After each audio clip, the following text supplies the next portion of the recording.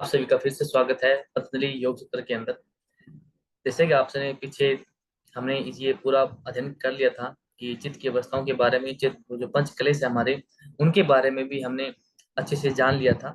आज हम पढ़ेंगे समाधि पाद के कि समाधि कितने टाइप की होती है। देखिए, कोई ना कोई विषय होता है, उसके कुछ ना कुछ टाइप्स होते हैं। ठीक है ना। आ, आपने देखा होगा, जो हम आमतौर पर पढ़ते आ रहे हैं अब तक, हमने सबसे पहले इसके अध्याय पढ़े थे। कितने अध्याय हैं बताओ भी, कितने अध्याय हैं? पतंजलि योग सूत्र में कितने अध्याय बताए गए हैं? तो कितने अध्याय हैं बताओ? बोलो बोलो बोलो। कितने? 4 अध्याय हैं। पहला कौन सा है? समाधि पाद। दूसरा है साधन पाद। तीसरा है हमारा विभूति पाद। चौथा है हमारा केवल्य पाद। ठीक है ना। ये आप सभी को भी पता है कि 4 पाद हमारे बताए गए हैं इसके अंदर। ठीक है ना। अब उसके अंदर जो समाधि पाद है, समाधि मुख्य समा, जिसमें क्या हो, सब क्या हो, आदि हो जाए। ठीक है ना, जिसमें सब कुछ की आदि हो जाए, यानी कि सब कुछ समाप्त हो जाए, उसे समाधि कहा गया है। ठीक है ना।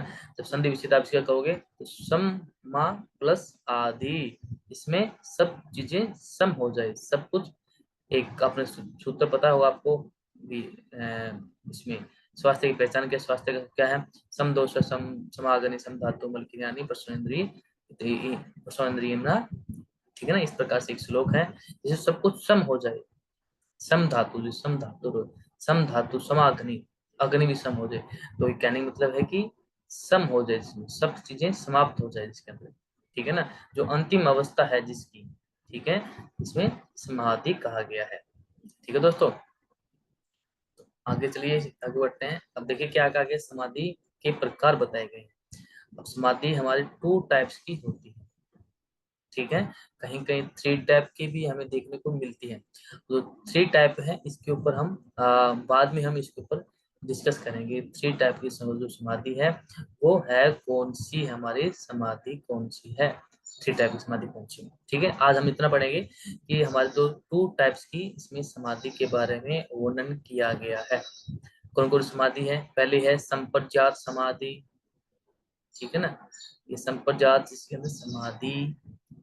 ठीक है। दूसरी है हमारी असंप्रज्ञात समाधि। ठीक है, समझ गए। अब देखिए, जो हमारी संप्रज्ञात समाधि है, इसमें कितने टाइप्स हैं? 4 टाइप्स के।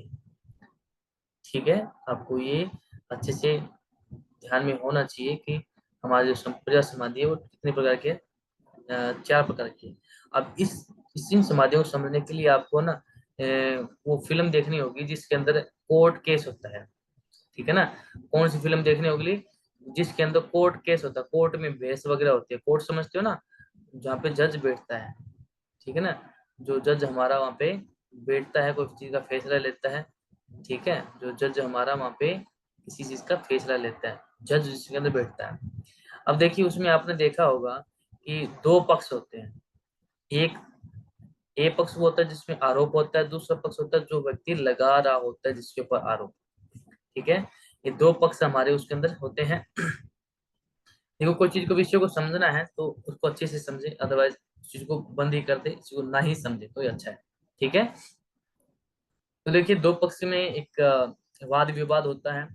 2 पक्षों के बीच में जो जज है वो उसका निर्णय लेता है। तो उसमें सबसे पहले हमारे होती है वितरानुगत समाधि। ठीक है। यहाँ पे लगा लेना, वितरानुगत समाधि है, अनुगत समाधि आएगी, वितरानुगत समाधि। ठीक है ना। अब ये इसको क्या समझना है कि जब कोर्ट में बहसबाजी होती है तो 2 पक्षों में आपका ये बहसबाजी होती है।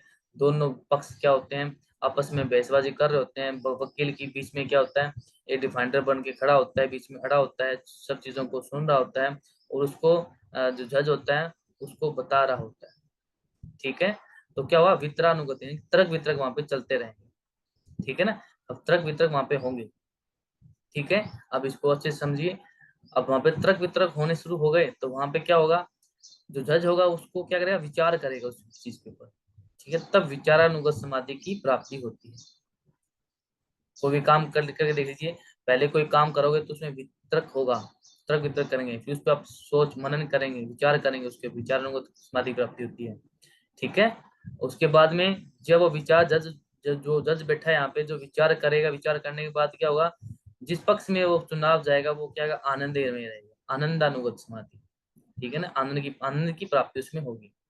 ठीक है, अब जब आनंद हो गया तो फिर वहां पे मैं की भावना आ जाती है, असीमतानुगत समाधि, कि जिसमें अहम भाव की प्राप्ति होती है, असीमता होती है कि मैं की भावना उसमें उत्पन्न हो जाती है।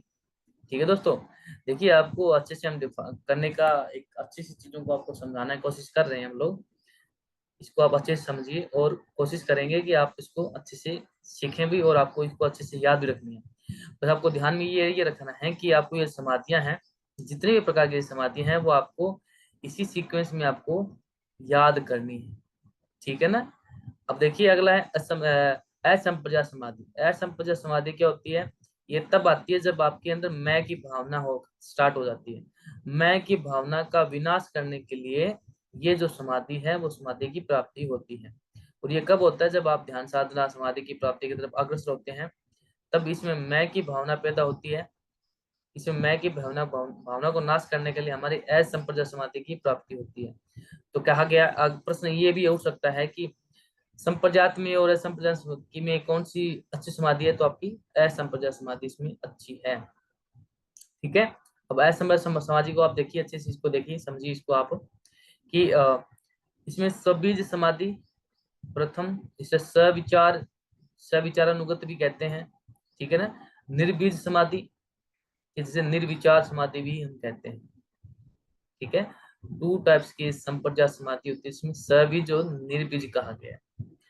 प्रश्न ये भी हो सकता है आने वाले एग्जाम के अंदर कि भी सबीज और निर्बीज समाधि किस समाधि का रूप है? किसका है? असंप्रज्ञात समाधि का रूप है। ठीक है ना। तो इसका थोड़ा सा ध्यान रखें। उसमें जो एग्जामिनर है वो ये भी पूछ सकता है, निर्बीज समाधि, निर्विचार समाधि कौन सी होती है, सविचार समाधि कौन सी होती है। ठीक है ना। जो अच्छे विचार हैं, बुरे विचार है, वो इसके अंदर आते हैं। अगला देखिए, प्रश्न को किसी प्रकार से बन सकता है, प्रश्न का कोई विशेष रूपाकार नहीं होता, जो एग्जामिनर के ऊपर डिपेंड करता है कि वो किस हिसाब से इसको लेके चले। अब देखिए, जो हमारा चित्त है, चित्त पता है, मैंने आपको पिछली वीडियो में बताया था, चित्त क्या है? आपका मन है और बुद्धि है और आपका अहंकार है, ये आपका चित्त है। ठीक है ना, ये चित्त आपका चित्त है। अब चित्त को, अब इसे चित्त को अंतर्करण चतुष्टय में कहा गया, जिसके अंदर चित्त और इसमें मिल जाता है, मन बुद्धि चित्त, मन बुद्धि अहंकार, ये चार चीज इसमें मिल जाती है, इसे अंतर्करण चतुष्टय कहा गया है। ठीक है दोस्तों, तो ये देखिए चित्त क्या है। चित्त की 5 प्रकार की इसमें भूमिया बताई गई है। कितनी? 5। चित्त हमारा है ना, 5 प्रकार से बना होता है। चित्त के अंदर 5 प्रकार की वैरायटी पाई जाती है। पहली है सिप्त। ठीक है ना, इसमें रजोगुण, राशि गुण पाया जाता है। ठीक है। सिप्त मूड, मूड में तमोगुण पाया जाता है। विक्षिप्त में सत्व गुण पाया जाता है। और एकाग्र में ये सत्व गुण का इसमें योगदान होता है। निरुद्ध में कोई गुण पाया नहीं जाता, बिल्कुल निरुद्ध हो जाती है बॉडी, शरीर बिल्कुल निरुद्ध हो जाता है। अब देखिए कि शिफ्ट क्या है। आपको ये जो सीक्वेंस, आपको इसी सीक्वेंस में आपको ये चीजें याद करनी पड़ेगी। ठीक है, अगर आप इसको याद इस प्रकार से करेंगे तो ही आपका जो एग्जाम है वो क्लियर हो पाएगा। प्रश्न ये भी आ सकता है कि इस तरह आपको सीक्वेंस दे देंगे, भिन्न में से सही सही सीक्वेंस का मिलान कीजिए, सही चीज बताइए आप। तो इसको आपको थोड़ा सा ध्यान में रखिए आप। ठीक है जी।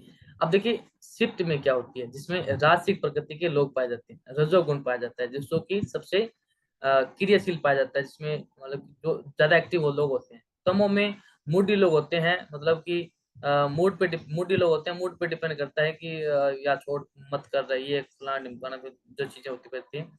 सत्व में बिल्कुल सात्विक गुण पाए जाते हैं। और जो योगी पुरुष हैं वो विशिष्ट, जो विशिष्ट अवस्था है उसके अंदर ही आते हैं। इसमें सात्विक गुण इसमें इंक्लूड होते हैं। ठीक है दोस्तों, आपको ये याद रखना है, सात्विक गुण इसमें आपको याद रखना है। आपको ये प्रश्न भी आ सकता है कि विशिष्ट विशिष्ट अवस्था में कौन सा गुण प्रधान होता है? तो कौन सा होता है? सत्व गुण इसमें प्रधान होता है। ठीक है, तो प्रश्न है, आप देख लीजिए, इस प्रकार से हमारे प्रश्न बन सकते हैं। अब जो चित्त की भूमिया है, चित्त हमारा कहाँ का किस प्रकार से अलग भूमि में घिरा होता है। ठीक है, भूमि को आप इस तरह इसको समझ के रखिए, अदरवाइज भाई इससे आसान तरीका तो क्या हो, हम आपको समझा सकते हैं जी। अब देखिए चित्त प्रसादन, प्रसादन मतलब प्रसाद देना। किसको? चित्त को। जब किसी को प्रसाद मिलता है तो आप पता है कि चित्त हमेशा क्या हो जाता है हमारा, बोलो बोलो। जब हमें प्रसाद मिलता है, प्रसाद की इच्छा, तो हमारा निर्मल हो जाता है, प्रसन्न हो जाते हैं हम लोग। ठीक है ना? ठीक है। निर्मल का अर्थ यहाँ पे दूसरा है, लेकिन हम समझने के लिए कर सकते हैं कि हम लोग हंसने खेलने लग जाएंगे। ठीक है ना? जब हमें कोई चीज को प्रसाद जब हमें मिलेगा, ठीक है, तो ये हम इसमें हंसने शुरू कर दिया है। ठीक है, ये डिप्लोमा ने इसने बना दी है। आप इसको तो एंटरटेनमेंट भी होना चाहिए। तो अगला देखिए दोस्तों, जो चित्त है हमारा प्रसाधन के उपाय कितने बताए गए? 4 प्रकार के चित्त प्रसाधन बताए गए। पहली है मैत्री, मित्रता, करुणा, ठीक है ना, मुदिता और उपेक्षा। अब ये करना किसके साथ थी? मित्रता मीन्स सुखियों के साथ, करुणा दुखियों के प्रति, मुदिता मतलब कि जो जिसके लिए जो चीज बनी है केवल उसी के लिए जो बने। ठीक है ना? उपेक्षा, जो दुर्जन लोग हैं उनसे हमेशा हमें उपेक्षा करनी चाहिए। ठीक है। अब ये आपका चित्त प्रसादन है, यानी कि चित्त आपका इन चीजों में प्रसन्न होता है। इसके अलावा कोई और चीज है तो वो मुझे बताओ। ठीक है, आपको जो चित्त है, अब जब चित्त प्रसादन होगा तो वहीं आपकी वृत्तियां स्टार्ट हो जाती है। ठीक है ना? वहीं पर आपकी चित्त की भूमिया स्टार्ट हो जाती है, चित्त आपका भटकना शुरू कर देता है। ठीक है। अब देखिए, ये तो हमने जान लिया, चलो भाई चित्त आ गया आपका, चित्त को आपने समझ लिया क्या चीज है। अब देखिए कर्म आपके, देखिए व्यक्ति मनुष्य जन्म लेता है तो कर्म के साथ जन्म लेता है, तो कर्म के साथ ही वो मर जाता है। ठीक है ना?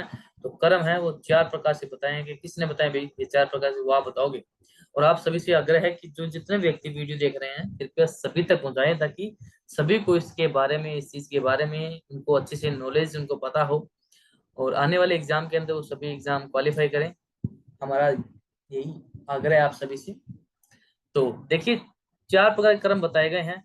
अब इसमें आपका ये प्रश्न बनेगा कि योगी के लिए कौन से कर्म होते हैं। ठीक है ना? पहले हैं पाप कर्म, दूसरे हैं पुण्य कर्म, तीसरे हैं पुण्य और पाप मिश्रित कर्म, ठीक है, और चौथे हैं पुण्य पाप रहित कर्म। ठीक है। अब इसी को भगवत गीता में पाप कर्म को क्या कहा गया है? क्या कहा गया पाप कर्म को? कृष्ण कर्म। ठीक है।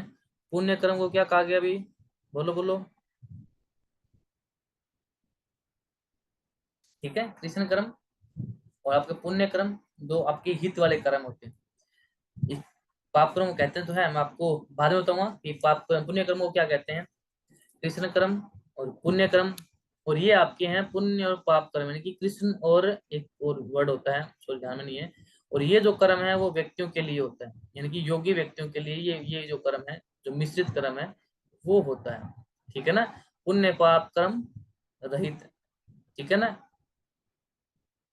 कृष्ण हो रहा है कृष्ण कर्म, सॉरी कृष्ण हो रहा है कृष्ण कर्म, ये कर्म का डिफाइंड है। जो भगवत गीता हम पढ़ेंगे उसमें कर्म योग के बारे में हम पढ़ेंगे, तब उसके बारे में हम जानेंगे। ठीक है दोस्तों। अब अगला देखिए आप कि योग अंतराय या योग मार्ग के बाधा तत्व क्या हैं। 9 प्रकार के विघ्न बताए गए हैं। जब आप योग योग आदि अभ्यास करते हैं तो आपको उस मार्ग में आपको कुछ ना कुछ अंतराय मिलती है, कुछ ना कुछ आपको विघ्न मिलते हैं।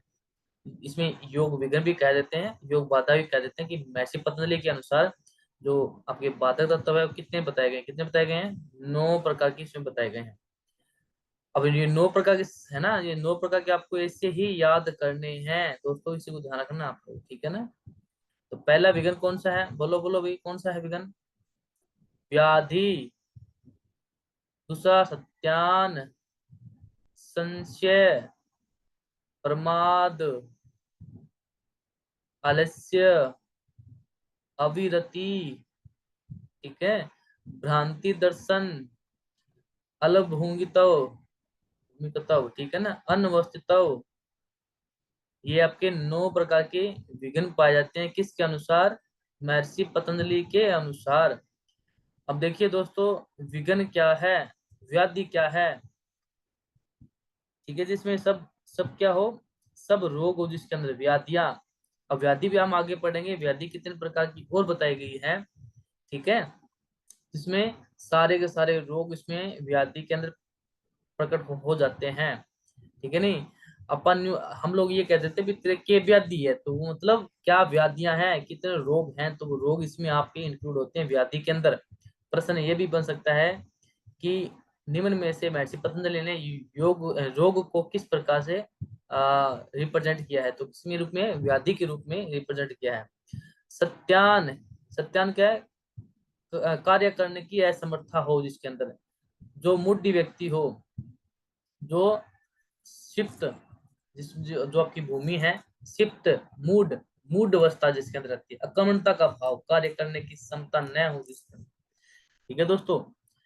अगला देखिए संशय लाभ, संशय मतलब कि शक करना किसी व्यक्ति विशेष में, खासकर महिलाओं में ये चीज पाई जाती है भाई।